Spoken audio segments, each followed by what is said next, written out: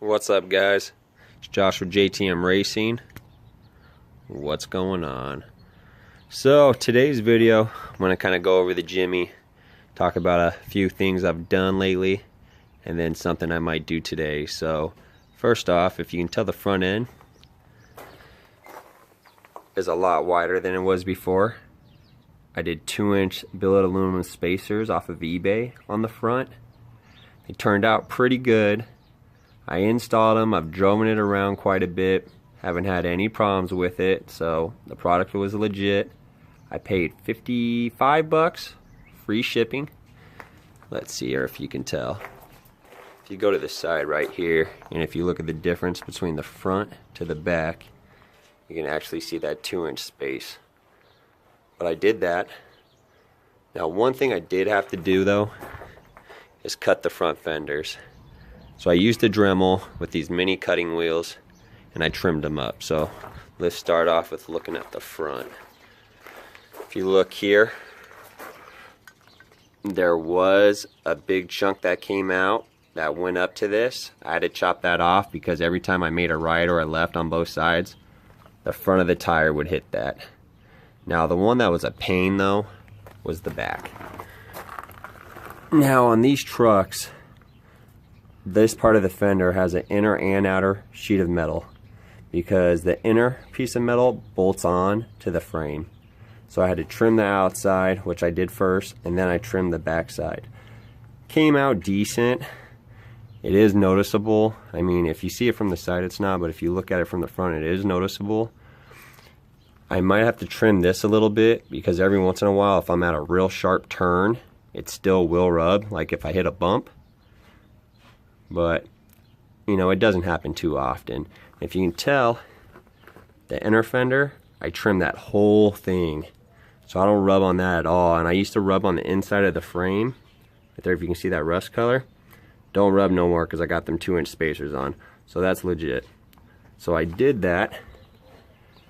Later on in the future, I might put like a piece of metal in here, tack it up, clean it up so it looks factory. I do have that fender flare. See that one on the rear?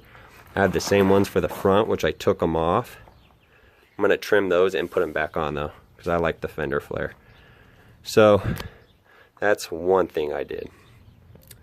Now on the inside, I know you guys remember those red LEDs. Got those from AutoZone for like $14.99. Was it AutoZone? Might have been Checker or Pep Boys. You know what? I don't remember, but they were like $15.99. No, it was AutoZone. It was AutoZone. So I got those. They're, you know, pretty much connected to my dome light. So whenever they, you know, you open the door, they come on.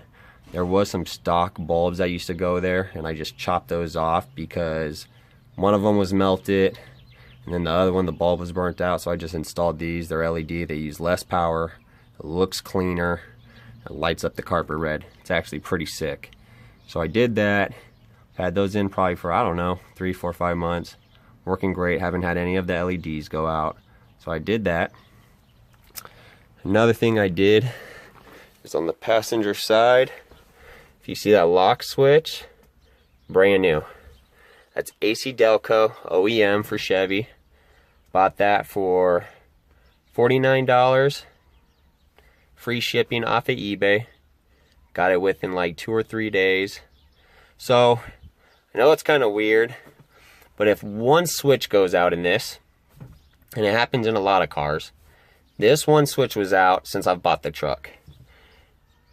All my other switches are good, but none of them worked. So this one switch caused a short in the whole circuit. So once I put that new switch in, all my power locks work now. So check it out. So that's cool. I didn't have power locks since I've bought in this truck. You gotta remember, I bought this truck for $800 and it was a legit buy. AC works, everything. I've had it for probably 2.5, 3 years now. Love my truck. So I did that. And then a long time ago, I cut the hatch switch out because it was giving me short problems and it was blowing fuses Well, I kept the switch. Luckily, I didn't toss it because I thought the switch was bad, but I just kept it because I'm kind of a car part hoarder. So I did that, and once I put the new door switch in, the door lock switch, I was like, oh, let me install this. Let me see if it works. So I installed it, rewired it back up. Sure enough, it works. So let's go check it out, see if it opened the hatch up. It should have. It should have. Yep. So it did that. And one thing that sucked when that wasn't working, if I wanted my hatch open, I would have to go behind the front seats, over the back seats, get in the trunk, pull that panel off of the tailgate, and then I would have to manually click the latch myself, pop the glass open, then pop the, you know, tailgate down, and then I could get in it. But I had to open it from inside every time, and I hate crawling on my interior. So don't got to do that no more. Awesome. So did that. I did fix my dome light, put a new bulb in there, and then some of the wiring that's right out above the bulb itself was corroded. So I just used like a steel brush, some, you know, cleaner, cleaned it up so I made good connection, put a new bulb on it. That works. Turns off on my door shut, which I was having a problem with before. Out of nowhere, it just started working again. If you can tell though, I ripped all my headliner out. Now my plan is to put back a new headliner in red. I want the red to match this. It was black, so I'm gonna do that, but for now I ripped it out because it was hanging so low. If I ever grew my hair out and like try to do it up with like gel or something like that, I'd come out and my hair would be all messy because my headliner would hang and touch my head and create friction. I know that sounds stupid, but it was annoying. So I was like, fuck it, and I just ripped it out. So I did that. It's another cool thing I did. In this video, I'm going to give a shout out to WD-40. They kind of have multi-purpose sprays now, not just the standard WD-40 anymore. They have this white lithium grease stuff I use for my door hinges. No squeaks, no pops. Shit works great. $6-7 a can, well worth it. I mean, I use it on everything in my house, on my vehicles, on latches, just everything you can think about, hinges. Now, when I did fix the switch on my hatch, always remember, when something hasn't been fixed in a very long time, that latch or whatever controls that might be a little rusty.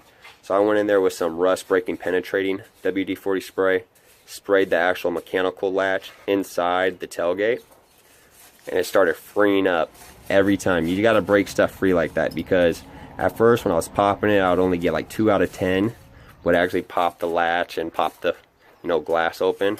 But once I sprayed that, let it soak, let it break down a little bit, popped it open a couple more times, now it pops every time. So I did that. So that's cool. But next, I'm gonna cut these hinges on the back of the glass. I don't know if you can tell, I got them marked with Sharpie around here. Gonna chop these off. Used to have a fin, and what that was for is back in the day, these didn't have windshield wipers on the glass. So when it would rain, it would use wind to go across the roof, down under the fin, and it would blow water off the glass. Ugly as can be. So I took the fin off, but these are ugly. I'm gonna cut these off with the Dremel. Same thing, little cutting blade, trim these off, and I'll make a video of me doing that. But other than that, that's what I've done lately. That's what I plan on doing today, is those little hinges, and then we'll go from there. So keep watching my channel, guys. Alright, so this is the Dremel and the Dremel kit I'm going to be using. You can pick yourself up one of these Dremels from like Home Depot, Lowe's, even Harbor Freight, probably the max, like 40-50 bucks. My dad actually got this one for me for Christmas or my birthday or something like that. So, cool shit. It's free.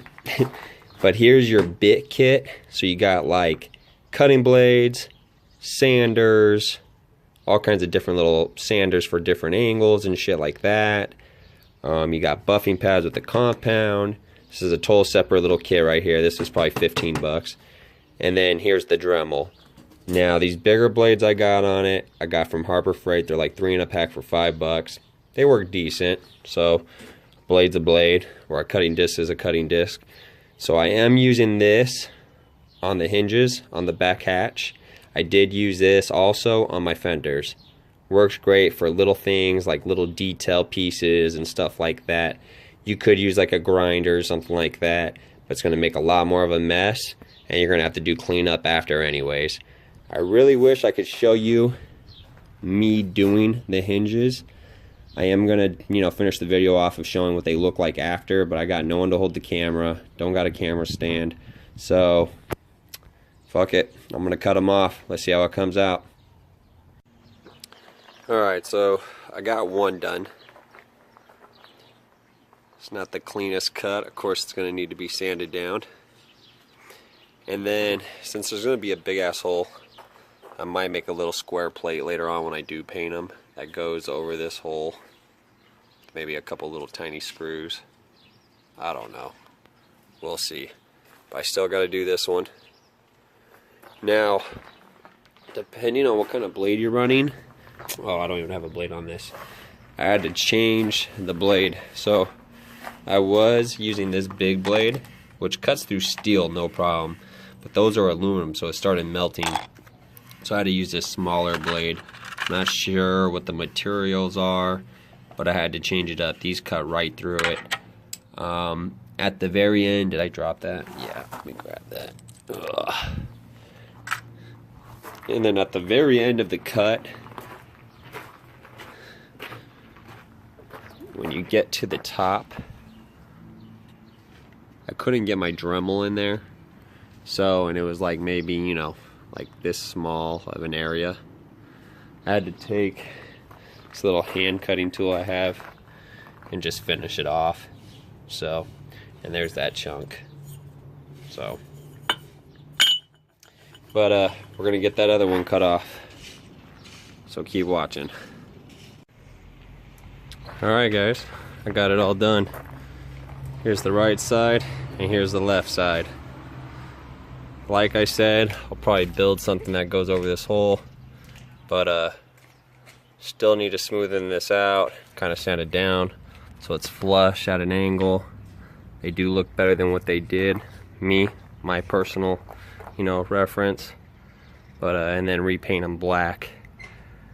But I'm all done for today. This is all I could do on a Sunday.